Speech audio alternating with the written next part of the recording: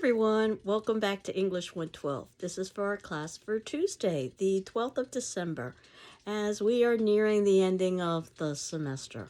So if you will look at the notes below, paper number 2, which is based on drama, is going to be due on the 14th, which is this upcoming Thursday. And as you probably noticed, I did quite a bit of catch up with the discussion forum questions so that you can review my responses. They might be helpful to you with the construction of your paper. And while you're not required to respond to your peers, you are required to read your peers' responses and my responses in turn, not just to you, but to your peers. Again, that might be helpful to you for your paper or for also the final examination. Our final examination, and I had mentioned this last class, there's a small error on the syllabus listing the 18th as Tuesday. It turns out that the 18th is Monday, which is when our final exam is. I will be posting it at 8:30 a.m. and you will have 24 hours to take that examination. If we were doing this in a face-to-face class, you would have approximately 2 hours, and that's about as much time as you should be spending on the final, but I'll give you 24 hours. So that'll be due 24 hours later at 8:30 a.m. on the 19th. And the bulk of the final will be on poetry, since you will not have had an opportunity to write a paper on poetry. So that'll be 80 points. What I'll be doing is giving you a series of essay prompts and asking you to choose within that.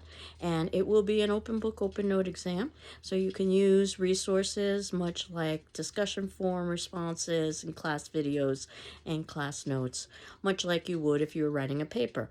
Not that I'm expecting anything as well written or as developed as what you would write for paper. Ultimately, you do want to have a beginning, a middle, and an end, intro, body, conclusion. But outside of that, again, I don't expect anything as well written or as well polished. That date is the very last date in which I will accept any assignments from you on the 18th when I post the final. So if you needed a little bit of extra time for your paper, you've got up until the 18th, but that's it. The semester is over at that particular point. And now that you have 80 points devoted to poetry, that leaves 10 points for a short story and 10 points for drama. And what that means is, again, I'll be giving you some prompts and you can choose within them. And obviously you would be devoting less effort and attention to those responses since they aren't worth as much, but that would give a kind of overview of the semester as a whole. So in terms of the poetry that we have, I have 4 poems scheduled for today. One is entitled American Poetry, and as you can see, it's not included in our textbook. I've indicated it as handout, and if we were in an in-person class, I would have given you a handout, but you can see below that I've included the link for that particular poem. And one of the reasons why I signed this poem, and it's specifically outside of the chronology, it was written in 1963, and I've been trying to keep to the chronology, is because American poetry, I think, illustrates some of the shifts we're going to see in poetry, not just in terms of focusing more on American poetry as opposed to British poetry, though, of course, Emily Dickinson is an American. But also, I think the poetry of the 1900s illustrates quite the shift from the poetry that we've read from the 1800s and the 1700s, even the 1600s, even though we've read just a small sampling. And in terms of this particular poem, again, I reference the handout. I'm going to read it to you once I find that particular handout. I had it just in front of me and now I can't find it. But the reality of that particular poem is that I think it leads to more questions than answers. And I think that's oftentimes what we find when we are talking about poetry. And perhaps that's the definition of poetry. Obviously, I have a few discussion forum questions that I need to catch up on about the idea of how do you define poetry. Excuse me. I just found the handout. And in terms of American poetry, it reads, whatever it is, it must have a stomach that can digest rubber, coal, uranium, moons, poems. Like the shark, it contains a shoe. It must swim for miles through the desert, uttering cries that are almost human. Only 2 stanzas, only 6 lines long, and yet there's so much possibility of interpretation. This 6-line poem could result in a 6-page paper. But don't worry, you're not required to write a 6-page paper. I think part of the challenge of this poem is the unclear pronoun reference, that the first line says whatever it is a pronoun.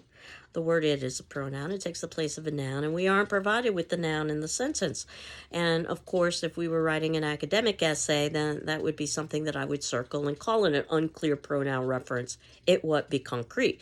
Because within the actual sentence itself, if you're using a pronoun, you want the noun that is being replaced by the pronoun to be clearly indicated.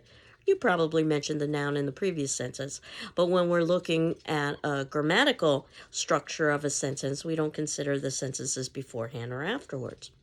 That said, you don't have to follow these rules when you are writing poetry.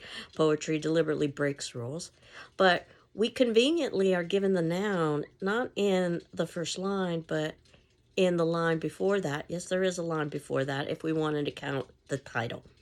That whatever American poetry is, American poetry must have a stomach that can digest rubber, coal, uranium, moons, poems.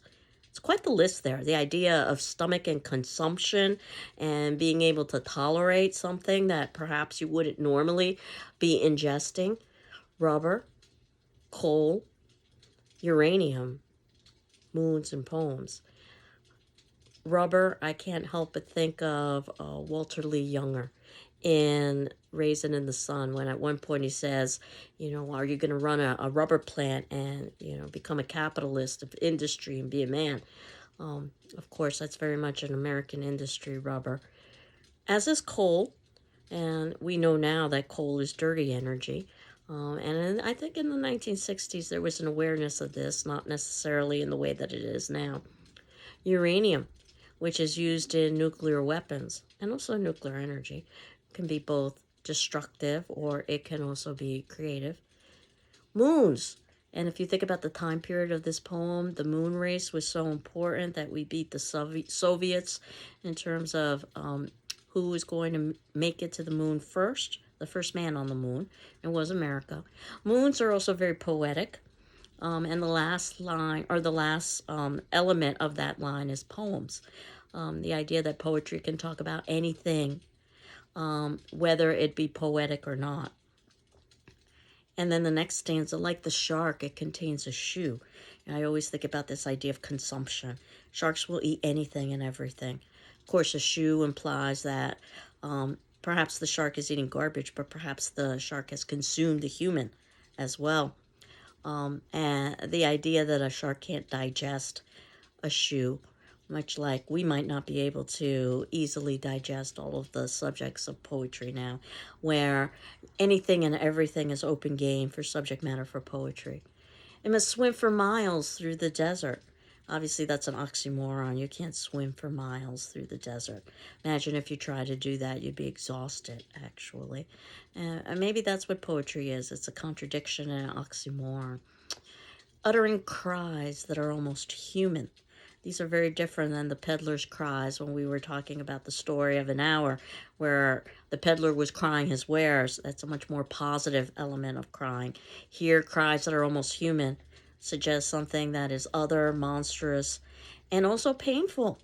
So I think that when we see this particular poem, it very much illustrates some of the shifts that we are going to be seeing in poetry. Not just because the poetry now is going to be focused on America, but also because the poetry is going to be focused on the 1900s.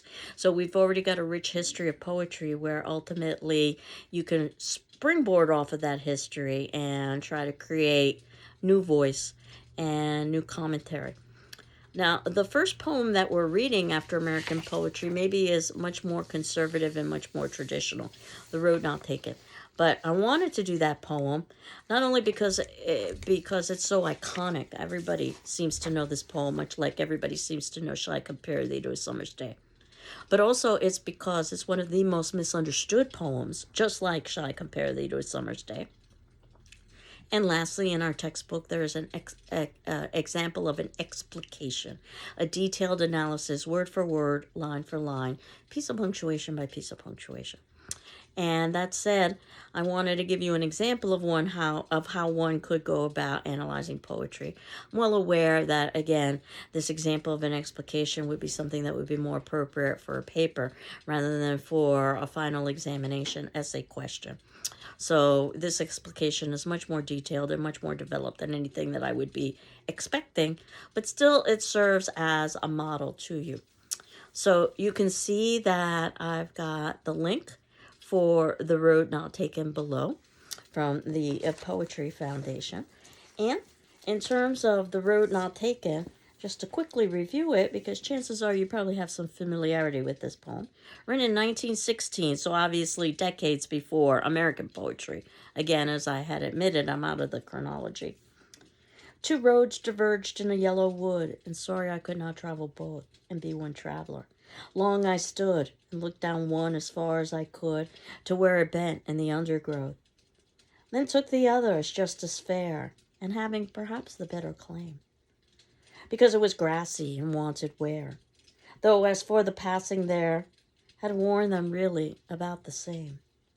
And both that morning equally lay, in leaves no step had trodden black. Oh, I kept the first for another day. Yet knowing how way leads on to way, I doubted if I should ever come back. I shall be telling this with a sigh somewhere ages and ages hence. Two roads diverged in a wood, and I took the one less traveled by, and that has made all the difference. And in terms of the explication, which I think is really the reason why I wanted you to review this poem, and this is included in our textbook, or at least in the edition that I had ordered for us on page 874, but I'll read the explication to you. It says this poem, I would substitute that to The Road Not Taken by Robert Frost, so that we're very clear in our introduction what poem we're referencing and who the author is, as we usually do with an introduction. The Road Not Taken by Robert Frost intrigues readers because it is at once so simple and so deeply resonant. Recalling a walk in the woods, the speaker describes how he came to a fork in the road, which forced him to choose one path over another. Though, quote, sorry, unquote, that, quote, he could not travel both, unquote, he made a choice after carefully weighing his two options. This essentially is what happens in the poem. There is no other action. However, the incident is charged with symbolic significance by the speaker's reflections on the necessity and consequences of his decision. So let me stop here and say that's the first paragraph. It's a very well written first paragraph. Basically what it does is it suggests what the rest of the writing is going to be about. It gives us a very brief summary of what the poem is and tells us that it's going to examine symbolism. So the first body paragraph, each body paragraph should basically make reference to the text through quotation and paraphrase and should serve as pieces of evidence. So the next paragraph talks about the final stanza. So it's going out of chronological order here. I'm not talking about from the beginning, but from the end. The final stanza indicates that the choice concerns more than simply walking down a road. For the speaker says that choosing the, quote, less traveled, unquote, path has affected his entire life. And, quote, that's made all the difference, unquote. Frost draws on a familiar enough metaphor when he compares life to a journey. But he's also calling attention to a less commonly noted problem. Despite our expectations, aspirations, appetites, hopes, and desires, we can't have it all. Making one choice precludes another. It's impossible to determine what particular decision the speaker refers to. Perhaps he had to choose a college, a career, or spouse. Perhaps he was confronted with mutually exclusive ideas, beliefs, values. There's no way to know because Frost wisely creates a symbolic choice, implicitly inviting us to supply our own circumstances.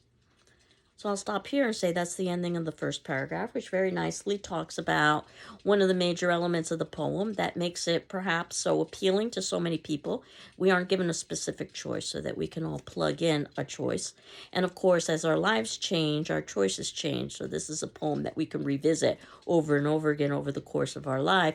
It could be a minor choice. It could be a major choice. Sometimes minor choices turn out to become major choices. It just depends on the situation. So, next body paragraph. The speaker's reflections about his choice are central to an understanding of the poem as the choice itself. Indeed, they may be more central. He describes the road not taking as, quote, having perhaps, unquote, a better claim, slash, or having perhaps, quote, having perhaps the better claim, slash, because it was grassy and wanted wear, unquote. He prefers the, quote, less traveled, unquote, path.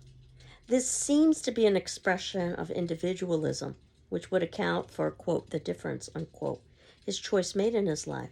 But Frost complicates matters by having the speaker also acknowledge that there was no significant difference between the two roads. One was, quote, just as fair, unquote, as the other. Each was, quote, worn, really about the same, unquote. And, quote, both that morning equally lay, slash, in leaves no step had trodden black, unquote. So I'll stop here and note that in this body paragraph, we get direct quotation from the poem. When I'm reading these quotes and I say slash, a slash indicates that there is a break in the line of poetry. As you know, poetry does not go necessarily to the ending of the right-hand margin, that you can stop a line even before the line is completed, which is something to consider when you are reading poetry. Is why did the author make a deliberate choice to stop a line of poetry? And just because a line of poetry is stopped, that doesn't necessarily mean the thought is stopped. And in fact, we might see the ending of the thought or ending punctuation in another line. And again, all of those decisions are very deliberate. So we can try to determine how and why they're important when we're writing about a poem.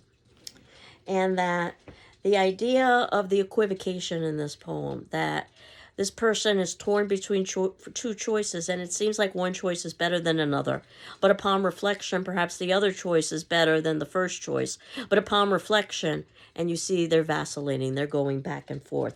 And they're even using qualifying language, perhaps, which means maybe. So as you're going back and forth. So maybe one is better because it seems to maybe have been less traveled by, but it also seems that that morning they equally lay. Maybe it seems that one is less chosen, but maybe upon reflection, or at least at that specific moment, they're the same. Next body paragraph. The speaker imagines that in the future, quote, ages and ages hence, unquote, we will recount his choice, or he will recount his choice with the, quote, sigh, unquote, that will satisfactorily explain the course of his life. But Frost seems to be having a little fun here by showing us how the speaker will embellish his past decision to make it appear more dramatic. What we hear is someone trying to convince himself that the choice he made significantly changed his life. When he recalls what happened in, quote, the yellow wood, unquote, a color that gives a glow to the irretrievable moment when his life seemed to be on the verge of a momentous change, he appears more concerned with the path he did not choose than with the one he did. And Frost shrewdly titles the poem to suggest the speaker's sense of loss and not being able to travel both roads. When the speaker's reflections about his choice are examined, the poem reveals his nostalgia instead of affirming his decision to travel a self-reliant path in life. So this paragraph, if I stop here, is perhaps one of the major paragraphs and one of the reasons why this poem is misunderstood. That readers will continue to say this poem is about two choices, and the author chooses the choice that would be less popular and that's what has improved his life. That's not what the poem says. Look at the title. The poem is about the road not taken, the choice not made. And it's less about the choice made and more about the very human sense of curiosity, sometimes even regret, about the choice you have not made. And that said, they try to explain what yellow wood might mean. And certainly I can't disagree with the explanation that it's a color that gives a glow to the irretrievable moment when life seems to be on the verge of a momentous change. But being a New Englander, and Frost was a New Englander as well, I can't help but think of the fall, which is also a time of change. And the leaves, of course, are turning yellow. Of course, you might say that yellow represents newly budding leaves as well before they turn green. And that also is representational of change. Yellow is also at times associated with cowardice, which could be something that one could confront when one is making a choice. I'm not saying that these are the only explanations. There are multiple explanations. In fact, we could devote an entire analysis just to the meaning of yellow wood. But if you are going to reference something within the poem, you want to talk about how and why it's important. The next body paragraph, and notice there are multiple body paragraphs here, more than 3, because you know at bare bones minimum, an essay, an academic essay that you were writing at home, let's say for a paper, would have an introduction, 3 body paragraphs, and a conclusion. Anything less is not a paper. But of course, in an essay that you would be doing in a final exam, at the very least, you want to aim for an introduction, body, and conclusion. And then, of course, it's just a question of time. How much can you devote to this based on the time limits that you have? But the next paragraph talks about the actual scanning of the poem, the construction of the poem itself, which we talked about that, yes, you can discuss, but you want to make sure that you're discussing it in a way so that ultimately you're talking about how and why it's important, which they do. The rhyme stanzas of the Road Not Taken follows a pattern established in the first 5 lines, A, B, A, A, B. The rhyme scheme reflects, perhaps, the speaker's efforts to shape his life into a pleasing and coherent form. The natural speech rhythms Frost uses allow him to integrate the rhymes unobtrusively, but there's a slight shift in lines 19 to 20, when the speaker asserts self-consciously that the, quote, less traveled, unquote, road, which we already know to be basically the same as the other road, quote, made all the difference, unquote. Unlike all the other rhymes in the poem, difference does not rhyme precisely with hence. The emphasis must be placed on difference to make it rhyme precisely with hence, which may suggest that the speaker is trying just a little too hard to pattern his life on his earlier choice in the woods. I can't disagree with this perspective. I like the idea that they qualify their arguments by saying perhaps this is one of the ways that the rhyme scheme could be important. Again, if you're going to talk about rhyme scheme, you want to talk about how and why it could be important. There are probably other ways of thinking about this rhyme scheme as well, though it's not worth mentioning the rhyme scheme if you can't make an argument as to how and why it's important. And then we have the very last paragraph that maybe the best way to begin reading Frost's poetry is to accept the invitation he places at the beginning of many volumes of his poems. The pasture means what it says, of course. It's about taking care of farm chores. However, it's also a means of saying one thing in terms of another. I wish that they had made the final paragraph, the conclusion, 3 sentences. It's only 2 sentences because they use the word but rather than however. I would just put a period there and then start with however. That would give the minimum of what's needed for writing a paragraph. But that's a small quibble. Again, if you were writing something like this in a final exam, not that I'm expecting anything nearly this detailed or this developed for a final exam. So note that the Road Not Taken, it emphasizes the I took the one less traveled by. And that emphasizes how each choice is very individual. And telling this with a sigh could be positive, a sigh of contentment. I took the road less traveled by, and that's made all the difference. So this is positive. But a sigh can also be negative, a sigh of despair. I took the one less traveled by, and that made all the difference in a negative way. So it's not clear whether this choice is positive or negative, but what is clear is the title, that this poem is not about the choice taken. It's about the choice not taken, the road not taken. Long literary tradition of using a road symbolically to represent the journey of life. We saw this with Oedipus the King when he was at a crossroads, for instance. So the next poem is by E.E. Cummings, and E.E. Cummings is known for breaking lots of conventions. He is part of that literary canon, so those works considered by scholars and critics to be worthy of study. Chances are you might have heard of E.E. Cummings before. And in terms of E.E. Cummings, some of the ways that he defies convention is through his use of things like capitalization, where he does not capitalize words that should be capitalized, such as God and America, even the pronoun I, suggesting perhaps that these words are not important because we usually capitalize to give a sense of importance. Note this is the exact opposite of Emily Dickinson, who would oftentimes capitalize words that would not be capitalized.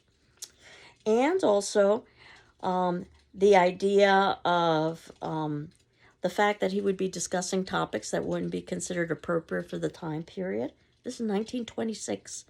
And his poem, next to, of course, God, America, I, is quite critical of America, which you would not expect to be done in 1926, be critical of America, especially in a public venue. You may or may not have noticed that this poem begins with a quote, and almost the entire poem is a quote. It's only the last line that's not a quote. So the last line gives us a setting. He spoke and drank rapidly a glass of water. So the setting is somebody speaking during a public address, a speech.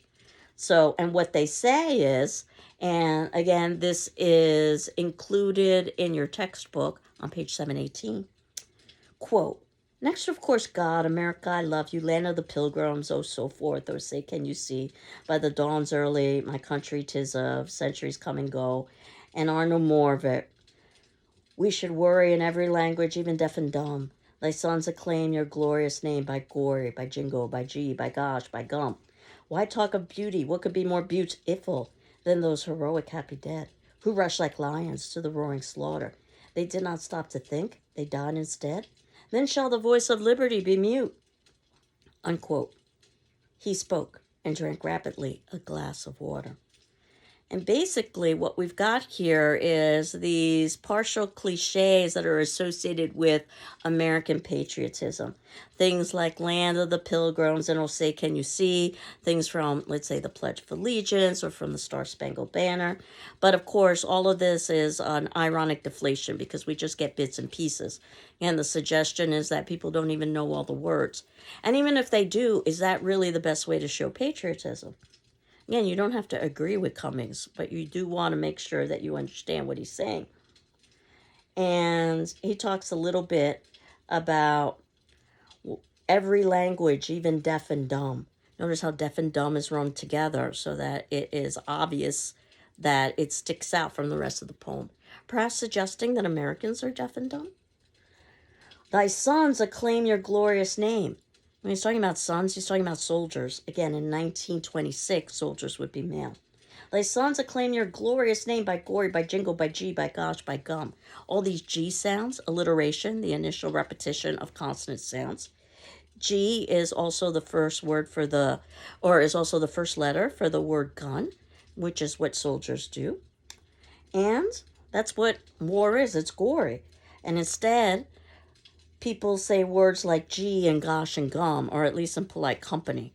I don't think that's what happens in the context of war. Jingo is in reference to jingoism, the assumption that one's culture or one's country is superior to others, which is one of the reasons why war is fought. Why talk of beauty? What could be more beautiful? So the word beautiful is actually divided up. One of the few things that are beautiful in this poem is hyphenated. So even that is undercut. What could be more beautiful than these heroic happy dead? He's basically saying soldiers are heroic happy dead, who rush like lions to the roaring slaughter. That's what they did, because they did not stop to think. They died instead. Notice I'm adding pauses where this just seems like a big run-on. The punctuation is so important, and by not giving the punctuation, not only does it require us to dissect, but it also suggests that everything is all jumbled together in America. Then shall the voice of liberty be mute? Notice this is a question.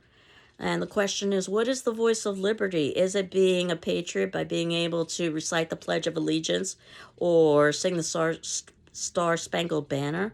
Or is it serving one's country? Or is it being critical of one's country?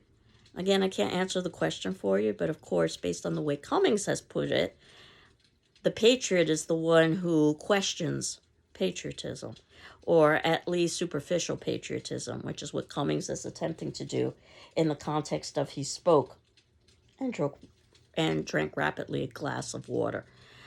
Again, and that this has been so exhausting that he needs to replenish himself. Perhaps that's something America has to do too, is replenish itself. But perhaps the best example I can think of in terms of poetry that is defiant is a poem entitled America, written by Allen Ginsberg and the Beat Poets. The Beat Poets were writing in the 1950s and the 1960s, and they basically turned poetry up on its head. Now it was defiant and unconventional, but also a stream of consciousness. It was trying to mimic the thought patterns that we have, which oftentimes are nonsensical, certainly are oftentimes run together, and jump from one idea to the next. And we oftentimes think things that are inappropriate that we would never state out loud. It's deliberately unclear because our thoughts are unclear. Lots of topical references that might not make sense unless you happen to know the current events at the time. This poem was included in our handout, and in the handout you have some of the explanations of these topical references. Usually they're references to things in the news that Ginsberg feels are injustices. And you could think of something comparable in our own time. And that said, think about how quickly dated these references become. Just look at a late night monologue where something that is funny because it occurred in the news in the last 24 to 48 hours may not necessarily be funny or even have any kind of relevance just a few weeks later, let alone months or years later. That's how short our attention spans happen to be. That also is quite telling. Ginsberg makes lots of references to sanity and insanity, and the idea is that America is insane, or perhaps it's the citizens of America that are insane. Ginsberg personally was in and out of mental institutions, so there also is a subtext here that's ironic. At one point, Ginsberg talks about that he'll never be able to teach, but Ginsberg was a professor at Berkeley, UC Berkeley, which was where the movement of the Beat Poets really began. Berkeley known as a place for lots of social and political questionings, especially during the 50s and 60s. Lots of social and political movements. Lots of references to drug use and abuse. Ginsberg was very clear and open about using marijuana. And at the time, marijuana was not legal anywhere in the United States. Talking about taboo subjects such as prostitution, using racial epithets. He does use the N-word. Mimicking second language patterns, which we will see. Using profanity, as he says very early on in his poem, America, go fuck yourself with your atom bomb. And questioning over and over again, is this correct? And if not, try to show me how it's not correct. References that are critical of the media, television, for instance, newspapers and magazines. If we were going to modernize this, I suppose we could make references to the internet, social media, TikTok and Instagram. Now all of a sudden the poem becomes quite relevant. And also references to queerness, which was not something that you would talk about publicly at the time. So at the ending of the poem, when he says he's putting his queer shoulder to the wheel, he means that literally. Now, I was able to find actually a live reading of Ginsberg reading his own poem. And it was a draft of the poem. That in and of itself is interesting to see how poets go through multiple drafts, and professional writers do before they come up with the finished version.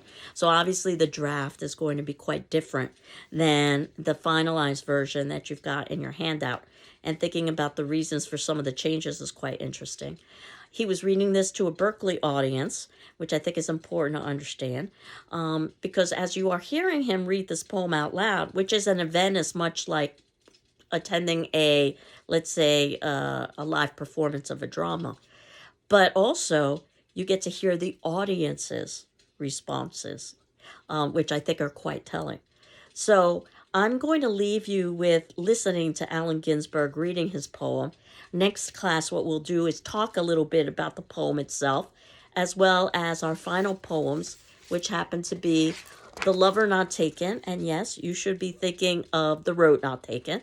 Certainly you can understand the poem on its own without knowing that it is a parody of a previously written poem. But to truly understand The Lover Not Taken, you have to know that it's a takeoff of The Road Not Taken. Coca-Cola and Coco Frio, and also The Hill We Climb. And I have included those links for you. So based on our attendance question for today on our discussion form, that'll be due on Thursday the 14th, which poem, since I analyzed 3 of them, I guess I won't include America, which poem, American Poetry, The Road Not Taken, or next to, of course, God, America, I, did you like the least and why? Since your previous question was about which did you like the most and why. So I leave you with listening to Allen Ginsberg reading his poem so that we can pick up next class. I hope you're doing well. I'm doing well. And we will finish up poetry and our semester next class before we move into our final exam. Take care. Bye-bye.